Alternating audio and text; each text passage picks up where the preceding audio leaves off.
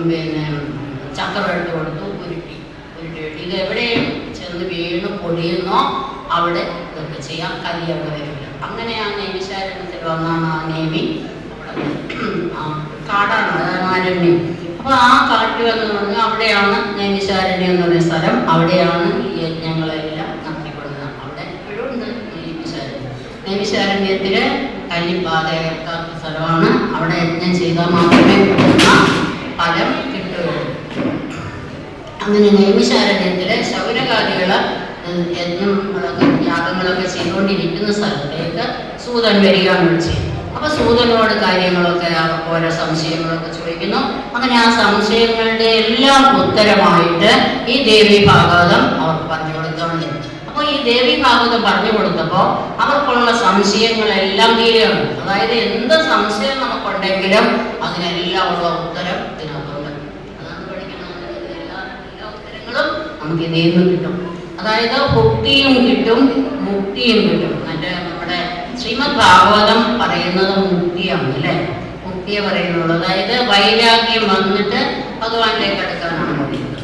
വൈരാഗ്യം, ഭക്തി, ജ്ഞാന വൈരാഗ്യം എന്നതാണ് അവിടെ പ്രധാനമായിട്ടും പറയുന്നത്. പക്ഷെ ദേവി ഭാഗവതത്തില് ദേവി ഭുക്തിയും മുക്തിയും പറയുന്നു. അതായത് നമ്മള് വേദോക്തമായ ധർമ്മം അനുസരിച്ച്, വേദത്തിലാണ് ധർമ്മം എന്തൊക്കെയാണ് ഓരോരുത്തരും ആചരിക്കേണ്ട ധർമ്മങ്ങളെല്ലാം പറയുന്നത് വേദത്തിലാണ്. വേദമാണ് നമ്മുടെ അടിസ്ഥാനമായിട്ട്. അപ്പൊ വേദത്തിൽ പറഞ്ഞിരിക്കുന്ന ആ ധർമ്മം അനുസരിച്ച് ജീവിക്കുന്ന ഒരു ഗൃഹസ്ഥന് മുക്തിയും കിട്ടും എന്നാണ്. അതായത് നമ്മുടെ ധർമ്മം അനുസരിച്ച് നമ്മൾ ജീവിച്ചാൽ ഒരു തരത്തിലും നമ്മൾ ധർമ്മ വ്യതിചലനം ഉണ്ടാവില്ല. അപ്പൊ പറഞ്ഞിരിക്കുന്ന അനുസരിച്ചുള്ള ജീവിതമാണെങ്കിൽ നമുക്ക് മുക്തിയും കൂടെ കിട്ടും. അപ്പൊ മുക്തിക്കും കാരണം ദേവി അനുഗ്രഹം തരുന്നുണ്ട്. അതുപോലെ തന്നെ ആ തരത്തിൽ നമ്മൾ ജീവിച്ചു കഴിഞ്ഞാൽ നമുക്ക് മുക്തിയും കിട്ടും. മറ്റേ ഭാഗവത്തിൽ അങ്ങനെ മുക്തി മാത്രമേ പറയുന്നുള്ളൂ. എല്ലാം ഉപേക്ഷിച്ച് വൈരാഗ്യത്തോടെ വന്ന് ഭഗവാനെ സേവിക്കണമെന്നാണ് പറയുന്നത്. പക്ഷെ ഇതിനകത്ത് അങ്ങനെയല്ല. ഗൃഹസ്ഥരായാലും മുക്തി കിട്ടും എന്ന് പറയുന്നു. അതായത് ഗൃഹസ്ഥൻ എന്ന് പറയുമ്പോൾ എല്ലാത്തിനോടും ഒരു ബന്ധമുണ്ട്, അല്ലേ? മക്കളായാലും വീടായാലും അതിനോടൊക്കെ ഒരു ബന്ധമാണ്. ആ ബന്ധം ഉണ്ടെങ്കിൽ പോലും എന്നോട് അതിനൊരു ചേർച്ചയില്ല. ഞാൻ അതിൽ നിന്നൊക്കെ ഒരു വ്യത്യസ്തനാണ്. എനിക്ക് അതുണ്ടെങ്കിൽ പോലും അതിനോടൊരു ബന്ധം വലുതായിട്ട് കാണിക്കാത്ത ഒരാളായിട്ട്, അതായത് ധർമ്മം അനുസരിച്ച് മാത്രം ഞാൻ ജീവിക്കാം. മക്കളുണ്ട്, ഭാര്യയുണ്ട്, അതൊക്കെ ഉണ്ട്. പക്ഷെ മക്കൾക്ക് വേണ്ടി മാത്രം ഭാര്യയെ സമീപിക്കാം. അത് കഴിഞ്ഞിട്ട് പിന്നെ അതിൻ്റെ ആവശ്യമില്ല. അങ്ങനെയാണ്. അപ്പൊ സൃഷ്ടിക്ക് വേണ്ടി മാത്രം അങ്ങനെയാണ് അതുള്ള കാര്യങ്ങൾ. അതുപോലെ ഓരോന്നിനോട് കുട്ടികളെ പഠിപ്പിക്കുക, അതൊക്കെ നമ്മുടെ കർത്തവ്യം. അതൊക്കെ മാത്രം ചെയ്തുകൊണ്ട് ഭഗവാനിലേക്ക് അല്ലെ ദേവിയിലേക്ക് വരാനാണ്. വീട്ടിൽ നമ്മൾ ചെയ്യാനുള്ള കുട്ടികളെ നോക്കണം. മോൾക്ക് ജോലിയുണ്ടെങ്കിൽ മോളുടെ കുട്ടികളെ നോക്കണം, മോൻ്റെ ജോലിയുണ്ട്, മോൻ്റെ ഭാര്യയ്ക്കും ഒക്കെ ജോലിയുണ്ട്, നമ്മൾ നോക്കണം. പക്ഷെ അത് അങ്ങനെയാണെങ്കിൽ പോലും അതൊക്കെ ചെയ്തുകൊണ്ടാണ് ഇരിക്കുന്നതെങ്കിലും നമ്മുടെ മുഖ്യ ഉദ്ദേശം എന്താണെന്ന് മനസ്സിലാക്കിക്കൊണ്ട് നമ്മളത് വരും. അതിലേക്ക് തന്നെ അങ്ങ് അഴുതു മാറാതെ ദേവിയോട് കൂടെ കുറച്ചടുത്ത് അങ്ങനെ ഉണ്ടാവും മുക്തി. അതായത് ആ ഗൃഹസ്ഥാശ്രമത്തിൽ ഇരുന്നാലും നമുക്ക് മുക്തിയിലേക്ക് കയറാമെന്നാണ്. അതുപോലെ തന്നെ പറയുന്നത് ഗൃഹസ്ഥന്മാർക്ക് അത് കഴിഞ്ഞ് വാനപ്രസ്ഥ സന്യാസത്തൊക്കെ ഇനി വരുന്നുണ്ട്. ശുഗന്റെ കാര്യം പറയുമ്പോൾ നമ്മൾ പറയാം. അപ്പൊ ഇങ്ങനെ നമ്മൾ പറഞ്ഞാൽ അത് പോകും. അപ്പൊ ഈ 12 സ്കന്ധങ്ങളുണ്ട്. അത് ശൗനകാദികളോട് സൂതൻ പറഞ്ഞു കൊടുക്കുന്നു, ദേവി ഭാഗവതം പറഞ്ഞു കൊടുക്കുന്നു.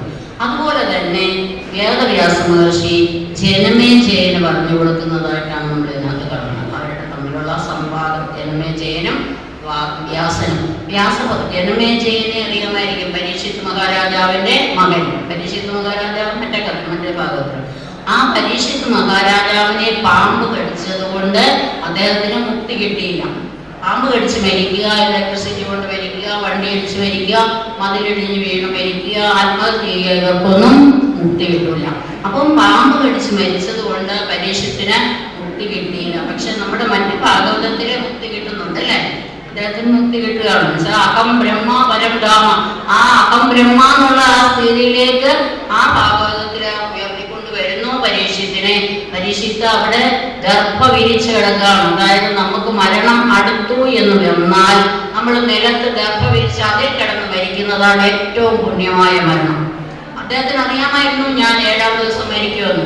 അതുകൊണ്ട് അദ്ദേഹം ഗർഭയിൽ തന്നെ അവിടെ ഇരുന്നത്. യേശുവിന്റെ ഉപദേശം കേൾക്കാൻ ദർഭയിൽ തന്നെയാണ് ഇരുന്നത്. അതുകൊണ്ട് അദ്ദേഹത്തിന് മുക്തി കിട്ടിയെന്നാണ് മറ്റേ ശ്രീമദ് ഭാഗവതം പറയുന്നത്. പക്ഷെ ഇവിടെ പറയുന്നത് എങ്ങനെയാണെന്ന് വെച്ചാൽ മുക്തി കിട്ടിയില്ല. അതായത് നമ്മുടെ ഭാഗവതം കിളിപ്പാട്ട് ഭാഗവതത്തിൽ പറയുന്നത് എങ്ങനെയാന്ന് വെച്ചാൽ ഒരു കൊട്ടാരം പോലെ ഒരെണ്ണം ഉണ്ടാക്കി, ഇല്ലേ, ഒരു ഒറ്റ തൂണിൽ ഒരു ഉണ്ടാക്കി അതിന്റെ മേളിൽ ഇദ്ദേഹം പോയിരുന്നു.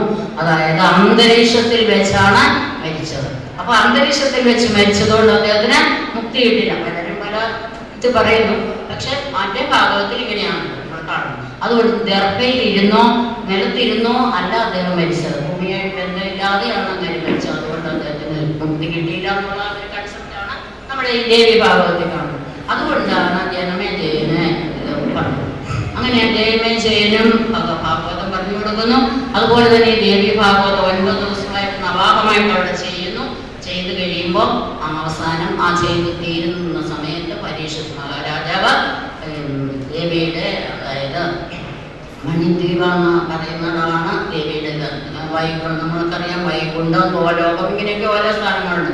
ബ്രഹ്മലോകം അതിന്റെ മേളിലാണ്, വൈകുണ്ഠം അതിന്റെ മേളിലാണ്, ഗോലോകം, ഗോലോകത്തിലാണ് കൃഷ്ണനിന്റെ ആദ്യം, ഇല്ലേ, വൈകുണ്ഠത്തിൽ നാരായണൻ, ആ ഗോലോകത്തിന്റെ മേളിലാണ് ദേവിയുടെ മണിദ്വീപം എന്നാണ് പറയുന്നത്. ഇനി വരുന്നുണ്ട് കാണാം.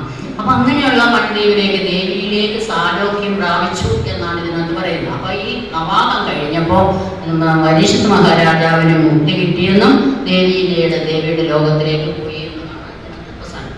അപ്പൊ അങ്ങനെയുള്ള കാര്യങ്ങളും ഓരോ പുരാണത്തിലും കുറച്ചൊക്കെ വ്യത്യാസം ഉണ്ട്. പക്ഷെ നമ്മൾ അതിലേതാണ് നല്ലത്, നമുക്ക് ഏറ്റവും യോജിച്ചതെന്ന് വെച്ചാൽ അത് എടുക്കുക. അല്ലെങ്കിൽ പല പറയുന്നുണ്ടെങ്കിൽ പോലും ഒരാൾ തന്നെ എഴുതിയതാണ് ഇങ്ങനെ 2 വരുന്നത്. അങ്ങനെയാണ് നമുക്ക് കാണാം. പക്ഷെ നമ്മൾ ഇതിനകത്ത് എന്താ പറഞ്ഞിരിക്കുന്നത് നോക്കാം. ഈ 12 സ്കന്ധത്തിൽ ആദ്യത്തെ 6 സ്കന്ധത്തിലും ദേവിയുടെ ആ അതീശ്വരത്വം, ഇല്ലേ, ദേവിയുടെ ആ ശക്തി, അതായത് ദുഷ്ടന്മാരെയൊക്കെ കൊല്ലുക, അതുപോലെ തന്നെ ആർക്കെങ്കിലുമൊക്കെ അനുഗ്രഹം കൊടുക്കണമെങ്കിൽ അങ്ങനെ കൊടുക്കുക, അങ്ങനെയൊക്കെയുള്ള കാര്യങ്ങളാണ് ഇതിനകത്ത് ആദ്യത്തെ 6 അധ്യായം. അടുത്ത 6 അധ്യായത്തിൽ പറയാം മൂർത്തി ഭേദങ്ങൾ വെച്ച്. ദേവിക്ക് പല മൂർത്തി ഭേദങ്ങൾ നമുക്കറിയാം. പല സപ്തമാതാക്കൾ, അങ്ങനെയൊക്കെ ഒരുപാട്. അങ്ങനെയുള്ള ആ മൂർത്തി ഭേദങ്ങളുടെ പൂജകളും അതിൻ്റെ മന്ത്രങ്ങളും അതുപോലെയുള്ള സ്തുതികളും ഒക്കെയാണ്. ഒരുപാട് സ്തുതികളുള്ള ഒരു ബുക്കാണ് ഇതിൽ ദേവി ഭാഗവതം. അപ്പോൾ അത് അങ്ങനെയുള്ള കാര്യങ്ങളാണ് അടുത്ത 6 അധ്യായത്തിൽ നമ്മൾ കാണുന്നത്. ഏതായാലും നമുക്ക് ഈ ദേവി ഭാഗവതം കൊണ്ട് നമ്മളെ പോലെ ഗൃഹസ്ഥരായവർക്ക് ഒരു പ്രശ്നമില്ലാതെ ദേവിയുടെ ലോകത്തിലേക്ക് എത്താം. ശരിയായ രീതിയിൽ ഇത് അനുകരിച്ച് പോവുകയാണ് എന്നൊക്കെ പറയുകയാണ്. അങ്ങനെ ആ കാര്യങ്ങളെല്ലാം പറഞ്ഞു കഴിഞ്ഞു. ഇനിയിപ്പോൾ നമുക്ക് നോക്കാനുള്ളത്, അപ്പോൾ മോക്ഷം കിട്ടാനായിട്ട് ദേവി ഭാഗവത ഉപാസന അല്ലെങ്കിൽ ദേവി ഭാഗവത നവാഹം കേൾക്കുകയാണ്. അതിനുള്ള 1-2 കഥകളൊക്കെയാണ് ഇതിനകത്ത് പറയുന്നത്. ഇപ്പോൾ ആദ്യത്തെ പറഞ്ഞിരിക്കുന്നത് സത്രാജിത്തിന്റെ കഥ. സത്രാജിത്തിന്റെ കഥയൊക്കെ എല്ലാവർക്കും അറിയാം, സെമന്തമണിയുടെ കഥ. അതായത് സെമന്തമണിയുടെ കഥ എന്ന് പറഞ്ഞാൽ സത്രാജിത്ത് എന്ന് പറഞ്ഞൊരു ദാനവൻ, അദ്ദേഹത്തിന് സൂര്യനെ സേവിച്ച് അല്ലെ സൂര്യനെ തപസ് ചെയ്ത ഒരു മണി കിട്ടുകയാണ്, സെമന്തകമണി. ആ സെമന്തമണിക്ക് ഒരു ഗുണമുണ്ട്. എന്താണെന്ന് വെച്ചാൽ ദിവസവും 8 ഭാരം സ്വർണം അതിൽ നിന്നുണ്ടാകും. അപ്പോൾ ഒരു ദിവസം എന്ത് ചെയ്തു, ഈ സത്രാജിത്ത് ആ മണിയും കൊണ്ട് ഭഗവാന്റെ അടുത്ത് ചെന്നു, ദ്വാരകയിൽ ചെന്നു. ഭഗവാന്റെ അടുത്ത് ചെന്നപ്പോൾ ഭഗവാൻ പറഞ്ഞു, ആ മണി ഇങ്ങ് തന്നെ ഇവിടെ രാജധാനിയിൽ വെക്കാം. ഭഗവാൻ വേണ്ടിയിട്ടല്ല, രാജധാനി വെക്കാം. എന്താണെന്ന് വെച്ചാൽ 8 ഭാരം സ്വർണം വരുമ്പോൾ അത് ലോകർക്ക് വേണ്ടിയിട്ട് കൊടുക്കാൻ, അല്ലാതെ ഭഗവാൻ ഇതിൻ്റെ ഒന്നും ആവശ്യമില്ല. അതിന് വേണ്ടിയിട്ട് പറഞ്ഞു ആ മണി ഇവിടെ വെക്കാം. തരൂല്ല, ഞാൻ ഭഗവാനെ സൂര്യനെ തപസ് ചെയ്ത് എനിക്ക് കിട്ടിയതാണ്, തരൂല്ല. അങ്ങനെ തരാതെ അത് തിരിച്ചു കൊണ്ടുപോയി കഴിഞ്ഞിട്ട് എന്ത് ചെയ്തു, അദ്ദേഹത്തിന്റെ അനിയൻ പ്രസേനൻ ആ മണിയും കെട്ടിക്കൊണ്ട് നായാട്ടിനെ വരുന്നു. എത്രയോ ഭഗവാൻ ആ രാജധാനിയിൽ വെച്ച് പൂജിക്കാൻ വേണ്ടിയിട്ട് ചോദിച്ച ആ മണി ഇയാൾ നായാട്ടേ ചെയ്തുവിടാത്തതാണ് അല്ലേ ഹിംസ. അപ്പൊ നായാട്ടിന് പോയപ്പോൾ അത് കെട്ടിക്കൊണ്ടുപോയി. ഇത് കെട്ടിക്കൊണ്ടുപോയപ്പോൾ ഒരു സിംഹം കാണുന്നു. ആ സിംഹത്തിന് ഇതെന്താണെന്ന് അറിയാനായിട്ട് ഇല്ലാത്ത പ്രകാശമാണ് ഇതിന്, സൂര്യനെ പോലെ പ്രകാശം. അപ്പോൾ അത് വേഗം വന്ന് ഈ പ്രസേനെ കൊന്നിട്ട് മണ്ണിൽ കെട്ടുന്നു. പ്രസേന ആ സിംഹത്തിനെ കൊന്നു. അത് കഴിഞ്ഞ് ഈ മണിയും കൊണ്ട് സിംഹം പോയപ്പോഴാണ് അദ്ദേഹത്തിനെ കാണുന്നത്. ഒരു ജാമ്പവാൻ എന്ന് പറഞ്ഞ ആളിനെ കാണുന്നു. ആ ജാമ്പവാൻ മനസ്സിലാക്കുന്നത് ഇതെന്താണെന്നുള്ളത്. അയാളാണ് സിംഹത്തിനെ കൊന്നു. ആ മണിയും കൊണ്ടുപോകുന്നു. ആ മണി കൊണ്ടുപോയി എന്ത് ചെയ്തു, ജാമ്പവാൻ ആരാന്ന് നമുക്കറിയാം, പോരണ്ടല്ലേ. ആ മണി കൊണ്ടുപോയി കുരങ്ങ കുട്ടികൾക്ക് കളിക്കാനായിട്ട് ഇട്ട് കൊടുത്തു. ഭഗവാൻ ഇവിടെ എത്രയോ ഭേദമായിട്ട് ഇവിടെ പൂജിക്കാൻ വേണ്ടിയിട്ട് ചോദിച്ച ആ മണി അതിൻ്റെ അർത്ഥമോ അതിൻ്റെ മഹാത്മ്യമോ മനസ്സിലാക്കാതെ കുരങ്ങ് ഇവിടെ കളിക്കുക. പൂമാല കുരങ്ങൻ്റെ കൈ കിട്ടിയ പൂമാല പോലെ അല്ലേ, അതിനൊന്നുമില്ല അറിയുക, അതിട്ട് കളിച്ചുകൊണ്ടിരിക്കുക. അപ്പോൾ ഈ പ്രസേനൻ പോയിട്ട് തിരിച്ചു വന്നില്ല, മണിയും കിട്ടിയില്ല. അപ്പൊ സത്രാജിത്ത് ഒരാളോട് പറഞ്ഞു, കൃഷ്ണൻ ചോദിച്ചതായിരുന്നു കേട്ടോ ഇത്, കൃഷ്ണൻ തന്നെയാണോ മോഷ്ടിച്ചത് എന്നൊരു സംശയം ഒരാളോട് പറഞ്ഞോളൂ. പക്ഷെ അത് അങ്ങനത്തെ കാര്യങ്ങളൊക്കെ എളുപ്പം സെറ്റ് ചെയ്യും അല്ലേ. നമുക്ക് ഒരാളെ പറ്റി എന്തെങ്കിലും ഒരു കുറ്റം പറഞ്ഞാൽ നാട് നീളം ടക്കെന്നുണ്ട്. ഒരു നല്ല കാര്യം ആരെങ്കിലും അങ്ങനെ പറയുമോ? ആരെയൊക്കെ പറ്റിയെങ്കിലും ഒരു നല്ല കാര്യം ആരും പറയില്ല. മോശം കാര്യം എന്തെങ്കിലും ആണ് വളരെ അതിങ്ങനെ നാരക്കെട്ടി കൊല വിശു, നല്ല കൊല കെട്ടി നാര വിശു എന്ന് പറഞ്ഞതുപോലെ പോകും.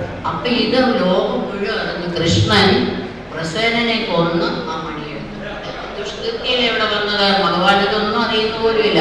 അപ്പൊ ഭഗവാൻ ആഘോഷമായി, എൻ്റെ ദുഷ്കൃതി ഞാൻ തന്നെ കളയണം എന്ന് വിചാരിച്ചു. ഭഗവാന് കുറച്ച് പേരെയും കൂടെ കൂട്ടി അവിടെ കാട്ടിലൊക്കെ അറിഞ്ഞു. കാട്ടിൽ ചെന്നപ്പം പ്രസേനൻ ചത്തു കിടക്കുന്ന കണ്ടു, അതിനടുത്തൊരു സിംഹം ചത്തു കിടക്കുന്ന കണ്ടു.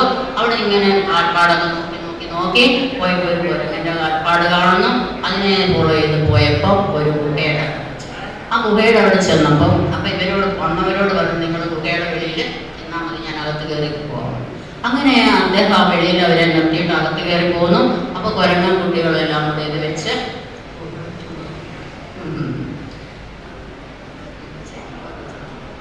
അപ്പോൾ കുരങ്ങൻ കുട്ടികളോട് പറഞ്ഞു, അഞ്ചാട്ടികൾ അല്ല അങ്ങനെ കളിച്ചുകൊണ്ടിരിക്കുന്നു. ഉടനെ ഭഗവാൻ ചെന്ന മണിയെടുക്കാൻ ചെന്നപ്പോൾ നിങ്ങളെല്ലാം കൂടെ ശബ്ദം കലവിലാന്ന് ഒച്ചയിടും. അത് കേട്ടുകൊണ്ടാണ് ജാമ്പവാൻ വരുന്നത്. ജാമ്പവാൻ കണ്ണ് കാണാൻ വയ്യ, എത്രയോ ചിരഞ്ജീവിയാണല്ലോ. അപ്പൊ എത്രയോ വർഷത്തെ ആയുസ്സായിട്ടിരിക്കുക. അപ്പൊ ഈ കണ്ണെല്ലാം കൂടി ഇങ്ങനെ തൂങ്ങി ഒട്ടും തന്നെ കാണാൻ വയ്യ, കണ്ണൊന്നും കാണാൻ വയ്യ. അപ്പൊ ഇങ്ങനെ ഓളെയൊക്കെ ഇങ്ങനെ പൊക്കി നോക്കിയാലേ ആളിനെ കാണുള്ളൂ. അപ്പൊ അങ്ങനെയുള്ള ആയപ്പോൾ അദ്ദേഹം വന്നു. അപ്പൊ ഒരു നിഴല് പോലെ കാണാം, പിള്ളേരെ ഉപദ്രവിക്കാൻ വന്നാന്ന് വിചാരിച്ചു അങ്ങ് ഇടി തുടങ്ങി. ഇടി എത്ര ദിവസം? 1-2 ദിവസമല്ല, 28 ദിവസം ഇടിയായി. ഇടിച്ചിട്ട് ആരും ജയിക്കുന്നില്ല, ഭഗവാനും ജയിക്കുന്നില്ല, ജയിക്കുന്നില്ല. അങ്ങനെ ഇടിയാണ്. അപ്പൊ എന്നെ ഒരിടി കൊണ്ടാൽ ആരായാലും താഴെ വീഴും. ജാമ്പവാൻ ആലോചിക്കുക, പക്ഷെ ഇതാരടാ ഇത്ര ദിവസം ഇടി കൊണ്ടിട്ടും വീഴാത്ത എന്ന് വിചാരിച്ച് പലർക്ക് കണ്ണൊക്കെ ഒന്ന് നോക്കി ഒക്കെ നോക്കിയപ്പം ശ്രീരാമസ്വാമി, ഭഗവാൻ ശ്രീരാമസ്വാമിയെ നിന്ന് കൊടുക്കുകയാണ്. അങ്ങനെ ശ്രീരാമസ്വാമിയാണ് മനസ്സിലാകുന്നു. അപ്പൊ ഭഗവാൻ പറഞ്ഞു, എനിക്കൊരു ദുഷ്കീർത്തിയുണ്ട്, അപ്പൊ അത് മാറ്റാൻ വേണ്ടി ഞാൻ ആ മണി എടുക്കാൻ വന്നതാണ്, അതിനു വേണ്ടി. അയ്യോ തരാമല്ലോ എന്ന് പറഞ്ഞ് മണിയും കൊടുത്തു. മകളായ ജാമ്പവതിയെ കല്യാണം കഴിച്ചു. ജാമ്പവതിയെ കൊടുക്കാൻ കാരണം ഭഗവാൻ ശ്രീരാമസ്വാമിയുടെ കാലത്തുള്ളതാണല്ലോ ജാമ്പവൻ.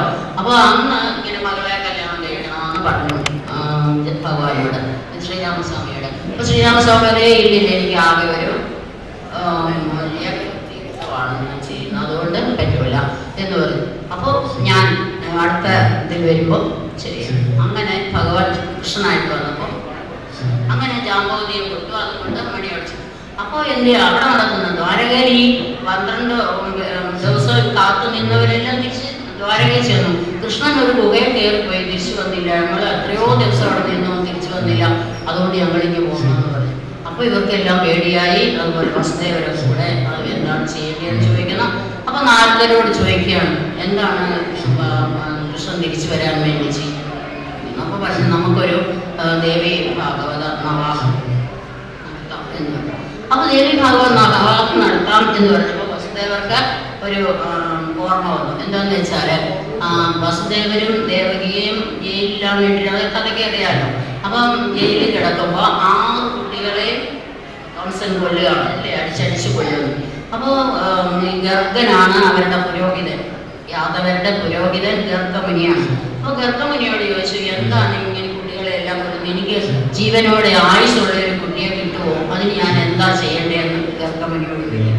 അപ്പോൾ ഗർഗമുനി പറഞ്ഞു, ദുർഗതി നീക്കാനുള്ളതാണ് ദുർഗ ഇല്ലേ, അപ്പോൾ നമുക്ക് ആ ദുർഗ പരമേശ്വരിയെ സേവിക്കാം എങ്കിൽ അത് ശരിയാവും എന്ന് പറഞ്ഞു. ദുർഗാ പരമേശ്വരിക്ക് വേണ്ടിയിട്ട് ഇങ്ങനെ തപസ് ചെയ്യാനായിട്ട് അദ്ദേഹം തന്നെ പോയി ദുർഗാ പരമേശ്വരിയെ പോയി തപസ് ചെയ്യുന്നു. പരമേശ്വരി അവിടെ പ്രത്യക്ഷയാകുന്നു. പ്രത്യക്ഷയായിട്ട് പറഞ്ഞു, ഞാൻ തന്നെ എൻ്റെ അംശം തന്നെ നിങ്ങൾക്ക് മകനായിട്ട് വരും. അതുപോലെ തന്നെ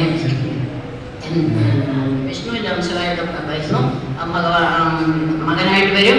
ഞാൻ തന്നെ യശോദാപുത്രിയായിട്ടും വരുമെന്ന് പറഞ്ഞു.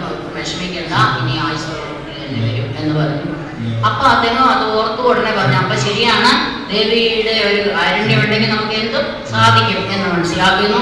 ഉടനെ തന്നെ നാരദരോട് പറഞ്ഞു, എന്ത് ചെയ്യണം, ഈ കൃഷ്ണൻ തിരിച്ചു വരാൻ വേണ്ടിയിട്ട് നമുക്കൊരു നവാഹം നടത്താമെന്ന് പറയുന്നു.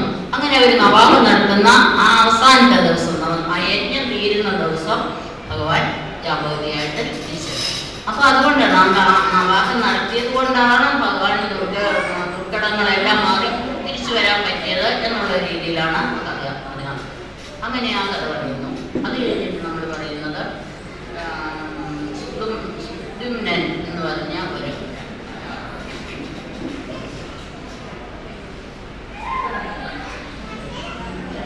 അത് സുദ്യുമ്നൻ ഇളയ മകയാണ്. ഒരാൾ തന്നെ ഇങ്ങനെ ആണപ്പെടുന്ന കഥയാണ്. അതായത് ആദിത്യപുത്രനായ ശാർദദേവൻ. ശാർദദേവൻ എന്ന് പറഞ്ഞ സൂര്യന്റെ പുത്രനാണ് രാജാവ്. ആ രാജാവിന് കുട്ടികളില്ലായിരുന്നു. കുട്ടികളുണ്ടാവാൻ വേണ്ടിയിട്ട് പുത്രകാമേഷ്ടി യാഗമൊക്കെ ചെയ്തു. അപ്പോൾ ഒരു പുത്രൻ ഉണ്ടാകണം എന്ന് വിചാരിച്ചാണ് യാഗം ചെയ്യുന്നത്. അപ്പോൾ എന്ത് ചെയ്തു, ആ ഭാര്യ എന്ന് പറഞ്ഞു, രാജ്ഞി എന്ന് പറഞ്ഞു. അപ്പോൾ ഭോഗാവിനോട് എന്താണ് പറയുന്നത്, അതനുസരിച്ചായിരിക്കും മന്ത്രം ജനിക്കുന്നത്. മന്ത്രത്തിന്റെ ശക്തി കൊണ്ടാണ് വരുന്നത്. അപ്പൊ ആ അദ്ദേഹത്തിനോട് രാജാവിൻ പുത്രൻ വേണമെന്ന് പറഞ്ഞില്ലല്ലോ, പുത്രകാമേഷ്ടി നടത്തുന്നതേ ഉള്ളൂ. പക്ഷെ രാജ്ഞി എന്ന് പറഞ്ഞു, എനിക്ക് മകള് മതി എന്ന് പറഞ്ഞു. അതനുസരിച്ച് ഭോഗാവ് മന്ത്രം അതിന് വേണ്ടിയിട്ട് അങ്ങനെ കുട്ടിയുണ്ടായി. അത് പെൺകുട്ടിയാണ്. അപ്പൊ ഇദ്ദേഹം പറഞ്ഞു, പുത്രകാമേഷ്ടി ചെയ്ത് അദ്ദേഹം വിചാരിച്ചു പുത്രൻ ഉണ്ടാവുമെന്നാണ് രാജാവ് വിചാരിച്ചത്. അപ്പോൾ രാജാവ് വസിഷ്ഠനോട് ചോദിച്ചു, അവരുടെ ഗുരുവിനോട് ചോദിച്ചു. വസിഷ്ഠനോട് ചോദിച്ചു, എന്താണ് ഇങ്ങനെ ഉണ്ടാവാനുള്ള കാരണം എന്ന് ചോദിച്ചു. അപ്പൊ അദ്ദേഹം ദീർഘദൃഷ്ടിയൊക്കെ ഉള്ള ആളാണെങ്കിൽ വസിഷ്ഠൻ മതി. അപ്പൊ അദ്ദേഹം പറഞ്ഞു, അത് ആ മന്ത്രം മാറിയത് കൊണ്ടാണ്. അതായത് നമ്മൾ എന്ത് ഉദ്ദേശിച്ചാണ് ചെയ്യുന്നത്, ഇപ്പൊ നമ്മളൊരു അർച്ചന നടത്തുന്നു അല്ലെ, എന്തിനാണ് ഉദ്ദേശിക്കുന്നത്, ആ ഉദ്ദേശത്തിനുള്ള രീതിയിലാണ് മന്ത്രം പോകുന്നത്. അപ്പൊ അത് ഉദ്ദേശം തെറ്റിയത് കൊണ്ടാണ്. അപ്പൊ അതുകൊണ്ടാണ് മോളുണ്ടായത്. അപ്പൊ ഇനി എന്താ ചെയ്യേണ്ടത്? അപ്പൊ അദ്ദേഹം എന്ത് ചെയ്തു, വസിഷ്ഠൻ തന്നെ മഹാദേവനെ വിളിക്കും. മഹാദേവനെ തപസ് ചെയ്ത് ചോദിച്ചു പറഞ്ഞു, ഇങ്ങനെ ഈ കുട്ടി പെൺകുട്ടിയെ ആൺകുട്ടിയാക്കി തരണം. അങ്ങനെ കാണുന്നതൊന്നും കഥയാണ് കേട്ടോ, അതിനകത്ത് കൂടുതലൊന്നും ഇറങ്ങി ചിന്തിക്കുന്ന. അപ്പോൾ എന്ന് പറഞ്ഞു. അങ്ങനെ ഉടനെ തന്നെ അത് ആൺകുട്ടിയായിട്ട് മാറുകയും ചെയ്തു. അങ്ങനെ ഇളയെന്ന് പെൺകുട്ടിയായിരുന്നപ്പോൾ ഇളയെന്ന് പേരിട്ടു. രണ്ടാമത് ആൺകുട്ടിയായപ്പോൾ സുദ്യുമ്നൻ എന്ന് പേരിട്ടു. അങ്ങനെ സുദ്യുമ്നൻ വളർന്ന് ഒരു യൗവനത്തിലേക്കൊക്കെ എത്തി. അതിന് കൂട്ടുകാരുമൊത്ത് നായാട്ടിന് പോവുകയാണ്. അങ്ങനെ നായാട്ടിന് പോയി ഒരു കാടിൻ്റെ ഒരു പ്രദേശത്തെത്തിയപ്പോൾ പിന്നെയും പെണ്ണായി അല്ലേ, പിന്നെയും പെണ്ണായി. കൂടെ ഉള്ളവരെല്ലാം പെണ്ണുങ്ങളായി, കുതിരകളെല്ലാം പെൺകുതിരകളായി. അങ്ങനെയെല്ലാം ഇതെന്ത് കാര്യം, പിന്നെയും വീട്ടിൽ പോയില്ലേ വിഷമായി. അപ്പോൾ പെൺകുട്ടി പിന്നെയും പെൺകുട്ടിയായി. ഇതെന്താണ്? അപ്പൊ അവിടെ ഒരു ശാപമുണ്ട്. അത് അറിഞ്ഞുകൊണ്ടാണ് അവിടെ ചെന്നില്ല. അത് ആരും പോകാറില്ല. അതായത് നമ്മുടെ മഹാദേവനും ദേവിയും കൂടെ കേളി നടത്തുന്ന ഒരു സ്ഥലമാണ് ആ പ്രദേശം. ആ പ്രദേശത്ത് ഇവരിങ്ങനെ ഇരിക്കുമ്പോൾ കുറച്ച് ഋഷിമാരവിടെ വന്നു. അപ്പൊ പാർവ്വതദേവിക്ക് ഒരു ലക്ഷ്യമൊക്കെ ഉണ്ടായി, വിഷമമൊക്കെ ആയി. മനസ്സിലാക്കിക്കൊണ്ട് മഹാദേവൻ ഒരു ശാപം ചെയ്തു, ഇനി ആര് ഈ പ്രദേശത്ത് കയറിയാലും അവർ പെണ്ണായി പോട്ടെ. പക്ഷെ ഈ കുട്ടിക്കൊന്നും ഗർഭമൊന്നും അറിഞ്ഞുവിടാതെ ഇതിനകത്ത് കയറി അവരെല്ലാവരും പെണ്ണായി. അതാണ് കാരണം. അപ്പൊ അങ്ങനെ ഉള്ള ആ സ്ഥലത്ത് ചെന്നു പെണ്ണായി. അപ്പോൾ പെണ്ണായി സുദ്യുമ്നൻ നല്ല സുന്ദരനായിരുന്നു. അപ്പൊ പെണ്ണായപ്പോൾ നല്ല സുന്ദരിയായി. അത് ഈ ബുധൻ എന്ന് പറഞ്ഞാൽ, അതായത് കഥ പോയാൽ നമ്മൾ ഇനി അങ്ങനെ പോകും. ബുധൻ ആരാന്ന് നോക്കിയാൽ നമ്മുടെ ചന്ദ്രന്റെ മകൻ അല്ലേ. ചന്ദ്രൻ അതായത് ഗുരുവിന്റെ ഭാര്യയെ കിടപ്പിലാക്കി അങ്ങനെ ഉണ്ടാകുന്നതാണ് ചന്ദ്രന്റെ കഥ വരുന്നുണ്ട്. അങ്ങനെയുള്ളതാണ്, താരയിലുള്ളതാണ് ചന്ദ്രന്റെ മകനാണ് ബുധൻ. സുന്ദരനാണ്. അപ്പൊ ബുധൻ ഈ പെൺകുട്ടിയെ കണ്ടപ്പോൾ ബുധൻ ഇഷ്ടമാകുന്നു. ആ ബുധൻ ഇളയെന്ന് പറഞ്ഞ കുട്ടിയെ കല്യാണം കഴിച്ചു. അങ്ങനെ കല്യാണം കഴിച്ച് അതിലുള്ളതാണ് ഗുരുവരവസ്ഥ. അപ്പൊ ഈ കഥകളൊക്കെ എന്ന് പറഞ്ഞാല് നമ്മൾ നോക്കാൻ നേരെയുള്ള ഒരു സ്ട്രേറ്റ് ഫോർവേഡ് അല്ല അല്ലേ. അതായത് ദേവഗുരുവിന്റെ ഭാര്യയെ ഒരാൾ സ്നേഹിക്കുന്നു. അതായത് അദ്ദേഹം പഠിക്കാനായിട്ട് വിട്ടതാണ് ചന്ദ്രനെ അവിടെ. എന്നിട്ടാണ് ഗുരുവിന്റെ ഭാര്യയായിട്ട് പ്രേമത്തിലാവുന്നു. അവിടെ ഒരു കുട്ടിയുണ്ടാകുന്നു. ആ കുട്ടി ഇങ്ങനെയുള്ള, അതായത് സുദ്യുമ്നന് ഇളയായിട്ട് മാറി മാറി വരുന്ന ആ കുട്ടിയെ കല്യാണം കഴിക്കുന്നു. കല്യാണം കഴിച്ച് അതിലുള്ളതാണ് പുരൂരവസ്ഥ എന്ന് പറയുന്ന ഒരു ആളുണ്ടാവുന്നു. ആ പുരൂരവസ്ഥയുടെ കഥയാണ് അതിനേക്കാളും വിചിത്രമാണ് അല്ലേ. അവിടെ സ്വർഗലോകത്തിൽ ചെല്ലുന്നു. അവിടെ ചെന്ന് ഉർവശി എന്ന് പറഞ്ഞ ആ അപ്സരസിനെ കണ്ടപ്പോൾ അതിലേക്കായി ഇല്ലേ, അവരില്ലാതെ പറ്റൂല എന്നായി. അങ്ങനെ ആ കഥയൊക്കെ ഇനി വരുന്നുണ്ട്, നമുക്ക് അതപ്പം വിശദമായിട്ട് പറയാം. അങ്ങനെയുള്ള ആകെ ഒരു ദുർഘടം പിടിച്ച നേരായ മാർഗത്തിലുള്ള ഒരു ഏതായാലും ബുധൻ കല്യാണം കഴിച്ചു. സുന്ദരിനെ നല്ല കല്യാണം കഴിച്ചു, കുട്ടികളുണ്ടായി, ഒരു ദിവസം ഉണ്ടായി. അപ്പൊ തിരിച്ച് നാട്ടിലൊക്കെ വന്നപ്പോൾ അദ്ദേഹത്തിന് പോരായി, ഇളയായിട്ട് നടന്നതിന് ഇഷ്ടമല്ല. പിന്നെയും വസിഷ്ഠന്റെ അടുത്ത് ചെന്നു, എന്നെ എങ്ങനെയെങ്കിലും സുന്ദരനാക്കണം. വസിഷ്ഠൻ എന്ത് ചെയ്യാനാ, പിന്നെയും മഹാദേവനോടായി പരാതി. മഹാദേവനോട് പരാതി പറഞ്ഞു. മഹാദേവനല്ലേ ശാപം ചെയ്ത് വെച്ചിരിക്കുന്നത്, അതുകൊണ്ടല്ലേ ഇങ്ങനെ ആയത്. അപ്പൊ മഹാദേവനോട് പറഞ്ഞു. മഹാദേവൻ പിന്നെ അനുഗ്രഹിച്ചു. എങ്ങനെയാ, 1 മാസം പുരുഷൻ 1 മാസം സ്ത്രീ, അങ്ങനെ. അത് കൊണ്ടുകൊള്ളില്ല. അപ്പം രാജാവ് ഇങ്ങനെയാകുമ്പോൾ പ്രജകൾക്കൊക്കെ ആകെ ഒരു ഉദ്ദേശം എങ്ങനെയാണ്, ഒരു മാസം രാജാവ് 1 മാസം രാജ്ഞി, ആ ശരിയാവത്തില്ല. അപ്പൊ അദ്ദേഹം പിന്നെ എനിക്ക് എന്നും നിത്യ പുരുഷത്വം വേണം എന്ന് ശാഠ്യമായി. അങ്ങനെ വസിഷ്ഠൻ ഈ ദേവി ഭാഗവതം നവാഹമായിട്ട് അവിടെ ചെയ്തു. ദേവി പ്രത്യക്ഷപ്പെട്ടു, ദേവിയോട് കാര്യങ്ങളൊക്കെ പറഞ്ഞു. ദേവി നിത്യ പുരുഷത്വം. നമുക്ക് ഏത് കാര്യം നമുക്ക് സാധിക്കണമെങ്കിലും ദേവി വിളിച്ചാൽ മതി. നിങ്ങളൊക്കെ ബാക്കിയുള്ള നല്ല ദേവിയല്ലേ സുന്ദരിയിലെ അടിത്തീവിലാണ് കയറിയല്ലേ പോയി, നല്ലതാണ്. അങ്ങനെ ദേവിയെ നോക്കി. അല്ല, ദേവി വന്ന് അനുഗ്രഹിച്ചു. അദ്ദേഹത്തിന് നിത്യപുരുഷത്വം കിട്ടിക്കഴിഞ്ഞപ്പോൾ അദ്ദേഹത്തിന് സന്തോഷമായി. മക്കൾക്ക് രാജ്യമൊക്കെ കൊടുത്തു. അദ്ദേഹം കാട്ടിലേക്ക് സന്യാസം ചെയ്തു. അങ്ങനെയുള്ള ആ കഥകളൊക്കെയാണ്. ഇന്നൊരു കഥ പറയുന്നത് ഏവതി നക്ഷത്രം. അത് കൃതവാക്ക് എന്ന് പറഞ്ഞ ഒരു മുനി. കൃതവാക്ക് എന്ന് പറഞ്ഞ ഒരു മുനി, അദ്ദേഹത്തിന് ഏവതി നക്ഷത്രത്തില് ഒരു പുത്രൻ ഉണ്ടാവുകയാണ്. ഏവതി നക്ഷത്രത്തിന് ഗണ്ടാന്തോടം എന്ന് കേട്ടിട്ടുണ്ട്. ഗണ്ടാന്തോടം അതുപോലെ തന്നെ അങ്ങനെയുള്ള ചില നാളുകളുണ്ട്. ഗണ്ടാന്തോടം രേവതി. അപ്പൊ ആ ഗണ്ണാന്ത സമയത്ത് ഉണ്ടായതാണ് ഈ പുത്രൻ. അതുകൊണ്ട് ഈ അച്ഛനും അമ്മയ്ക്കും ഒക്കെ എപ്പോഴും അസുഖവും എപ്പോഴും ഓരോ പ്രശ്നങ്ങളൊക്കെയാണ്. അപ്പൊ എല്ലാവരും എന്താണ് ഇങ്ങനെ വരാനുള്ള കാരണം എന്ന് ചോദിച്ചു. ഈ കുട്ടി ഉണ്ടായതുകൊണ്ടാണോ എന്നൊക്കെ വിചാരിച്ചു. പക്ഷെ അത് നോക്കിച്ചപ്പോൾ ഈ കുട്ടി ഉണ്ടായത് ഈ ഗണ്ടാന്ത സമയത്താണ്, അതായത് മോശപ്പെട്ട സമയത്താണ് ഉണ്ടായത്. അതുകൊണ്ടാണ് നിങ്ങൾക്കൊക്കെ പ്രശ്നം എന്ന്. അങ്ങനെ അപ്പോഴത്തേനാവും എനിക്ക് ദേഷ്യം വന്നു. രേവതി എന്ന് പറഞ്ഞ നക്ഷത്രത്തെ ശമിച്ചു. അത് താഴെ വീണു. പൂമുഖം എന്ന് പറഞ്ഞ പർവ്വതത്തിന്റെ മേളിലേക്ക് അതൊന്ന് വന്നു വീണു. അപ്പോൾ വന്നു വീണു. അത് കഴിഞ്ഞ് പിന്നെ വേറെ കാര്യങ്ങളൊക്കെ ചെയ്ത് മുനിയുടെ കാര്യങ്ങൾ. പിന്നെ രേവതി നക്ഷത്രം ഒരു പെണ്ണായി, നല്ലൊരു മഹാലക്ഷ്മിയെ പോലെ ഒരു സുന്ദരിയായിട്ടൊരു കുഞ്ഞായി.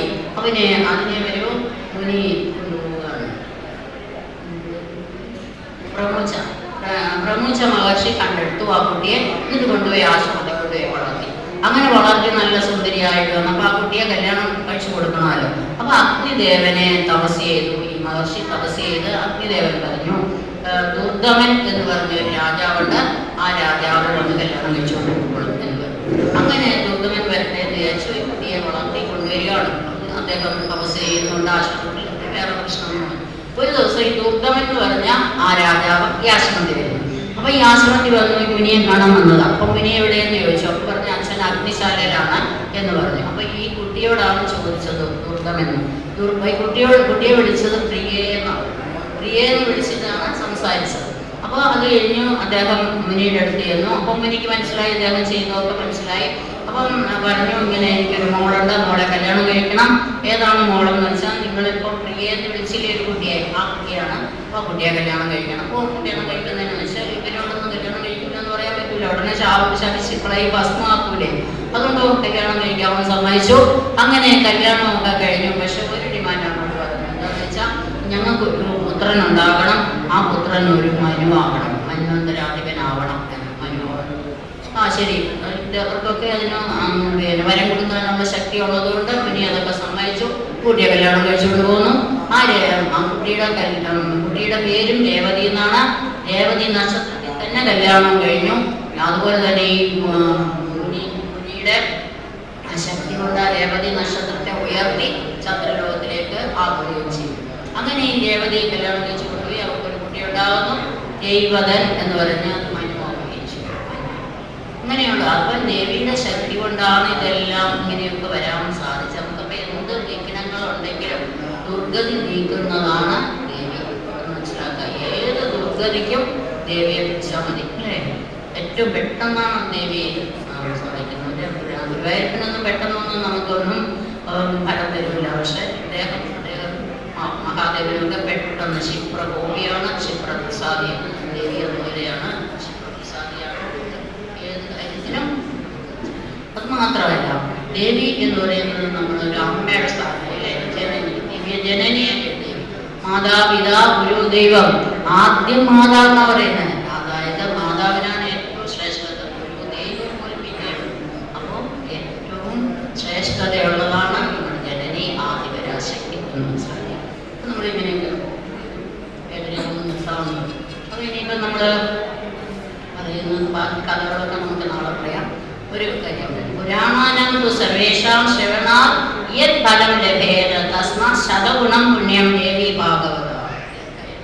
അതായത് ഏത് പുരാണം വായിച്ചാലും നമുക്ക് എത്രയാണോ ഗുണം കിട്ടുന്നത് അതിൻ്റെ 100 ഇരട്ടി ഗുണം ദേവി ഭാഗവതം വായിക്കുന്നത് കൊണ്ട് എന്ന് പറയുന്നു. അതുപോലെ തന്നെ ഗാതാരം പ്രായതേ യസ്മാത് ഗായത്രി ദേന സുരക്ഷിതേ സാത്ര ഭാഗവതേ ദേവി സ രഹസ്യ പ്രതിഷ്ഠിത എന്നാണ് പറയുന്നത്. ഗാനം ചെയ്യുന്നവനെ രക്ഷിക്കുന്നു. ഗാനം ചെയ്യാത്തവരെ നമ്മൾ പാട്ട് പാടുന്നതല്ല, നാമം ജപിക്കുക എന്ന് തന്നെ പറയുന്നത്. നാമം ജപിച്ചാൽ നമ്മൾ ദേവി രക്ഷിക്കും. ഗാനം ചെയ്യുന്നവനെ രക്ഷിക്കുന്നു എന്നതിനാൽ അതിനെ ഗായത്രി എന്ന് പറയുന്നു. ഗാനം ചെയ്യുന്നതിന് ഗായത്രി എന്ന് പറയുന്നു. ആ ഗായത്രി ദേവിയാണ് ഈ പുരാണത്തിൽ രഹസ്യമായിട്ട് പ്രതിഷ്ഠിച്ചിരിക്കുന്നത്. ഗായത്രി ദേവിയാണ്. ഗായത്രിക്ക് അപ്പുറമായി ഒരു ധർമ്മവുമില്ല, ഗായത്രിക്ക് അതീതമായി ഒരു തപസ്സുമില്ല, ഗായത്രിക്ക് ഉപരിയായി ഒരു മന്ത്രവുമില്ല, ഗായത്രിക്ക് ഉപരിയായി ഒരു ദേവതയുമില്ല. അപ്പൊ എല്ലാ കാര്യത്തിലും ഉപരിയായി നിൽക്കുന്നതാണ് ഗായത്രി ദേവി. അത് തന്നെ ദേവി നമ്മുടെ പരാശക്തി ആവിഷ്കരിച്ചത്. അപ്പൊ എല്ലാ തരത്തിലും ഏറ്റവും ഉയർന്നത് അതനുസരിച്ച് ഇതിനാ ദേവി ഭാഗവതത്തിലെ ദേവിയാണ് ആദിപരാശക്തി.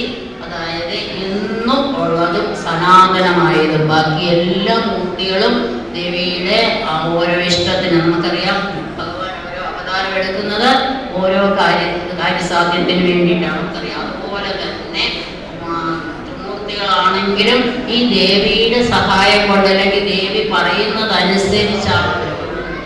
അതായത് ദേവി ത്രിഗുണങ്ങളോട് കൂടി ദേവി തന്നെ സാത്വിക ഗുണത്തോടുകൂടി വിഷ്ണുവായും രാജസ ഗുണത്തോടുകൂടി ബ്രഹ്മാവായിട്ടും താമസ ഗുണത്തോടുകൂടി മഹാദേവനായിട്ടും വിരാജിക്കുന്നു. ദേവി തന്നെയാണ് ഈ മൂർത്തികളായിട്ട് മാറുന്നത് മനസ്സിലാക്കുക. അപ്പോൾ ഇങ്ങനെ വരുമ്പോൾ ദേവി മാത്രമേ ഉള്ളൂ എന്നും സനാതനമായിട്ടുള്ളൂ. മറ്റതെല്ലാം ദേവി കൽപ്പിച്ചുണ്ടാക്കുന്നതാണ് അല്ലേ? ഗുണങ്ങളോട് കൂടി ഉണ്ടാകും. ഗുണങ്ങളോട് ചേരുന്നതെല്ലാം നശിക്കും. ഈ പ്രപഞ്ചം എല്ലാം ഒരു ദിവസം നശിക്കുമല്ലോ. കൽപ്പാക്കം വരുമ്പോൾ അല്ലേ, പ്രളയം വരും, മഹാപ്രളയം വരുമ്പോൾ ഇതെല്ലാം നശിക്കും. അപ്പൊ ഇത് ഉണ്ടായതാണ്, പ്രപഞ്ചം ഉണ്ടായതാണ്. ദേവി ഗുണങ്ങളോട് ചേർന്നാണ് ഇതെല്ലാം സൃഷ്ടിക്കുന്നത്. അപ്പൊ സൃഷ്ടിക്കുന്നതെല്ലാം ഒരിക്കലും ഇല്ലാതാണ്. അപ്പൊ സൃഷ്ടികർത്താവായിട്ട് ദേവി മാത്രമേ ബ്രഹ്മാവൊന്നുമല്ല സൃഷ്ടിക്കുന്ന ദേവി. അതായത് ദേവിയുടെ ശക്തി കൊണ്ട്, രാജസ ശക്തി കൊണ്ട് ബ്രഹ്മാവൻ സൃഷ്ടിക്കാനുള്ള ശക്തി കൊടുക്കുന്നു മാത്രമേ. പക്ഷേ ചെയ്യുന്നത് ഇപ്പോൾ പായസം ഉണ്ടാക്കുകയാണ്. നമ്മൾ പായസം ഇളകിക്കൊണ്ടിരിക്കുക. ചട്ടുകം കൊണ്ട് പായസം ഇളകും അല്ലേ? ചട്ടുകത്തിന് പറയാൻ പറ്റുമോ ഞാനാ ഉണ്ടാക്കിയെന്ന്? പറയാൻ പറ്റില്ല. അതുപോലെ ഉള്ളൂ ബ്രഹ്മാവിൻ്റെ സ്ഥാനം. ബ്രഹ്മാവ് സൃഷ്ടിക്കുന്നു എന്ന് പറഞ്ഞാലും ഈ ചട്ടുകത്തിൻ്റെ സ്ഥാനമേ ഉള്ളൂ. ഉണ്ടാക്കുന്നത് ആരാ? ദേവിയാണ്. മഹാത്മ്യം ബാക്കി കഥകളൊക്കെ നാളെ പറയാം. ഞാൻ പറഞ്ഞ വാക്കുകൾ ദേവിയുടെ പാദത്തിൽ സമർപ്പിച്ചുകൊണ്ട് എല്ലാവർക്കും ഒരു പ്രാവശ്യം കൂടെ നന്ദി നമസ്കാരം. ദേവി നാമസങ്കീർത്തനം. ശ്രീ മഹാദേവി നമഃ.